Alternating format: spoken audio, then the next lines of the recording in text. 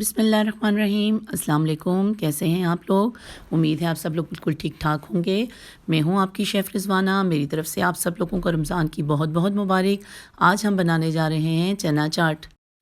आधा किलो चने लेके इनको बॉईल कर लें। इसके साथ ही हम लेंगे आधा किलो दही, 1 कप मायोनीज़, 1 कप टमाटर और 1 कप चॉप किया हुआ प्याज, कप धनिया और 5 आलू बॉईल किए हुए, सफ़ेद ज़ीरा 1 चम्मच, काली मिर्च आधा चम्मच और नमक के 2 छोटे चम्मच, चाट मसाला 2 बड़े चम्मच और सुरख मिर्च का 1 छोटा चम्मच, दड़ा मिर्च और खुश्क पुदीना आधा चम्मच अजवाइन और 2 हरी मिर्चें।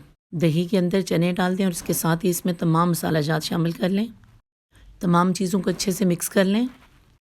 हरा धनिया और चाट मसाला डाल दें। मज़ेदार चना चाट तैयार है। आप भी इसको घर में बनाएं। मुझे कमेंट करें कि ये कैसी बनी है। मेरी वीडियो को लाइक और शेयर करें और प्लीज़ मेरे चैनल को सब्सक्राइब करें।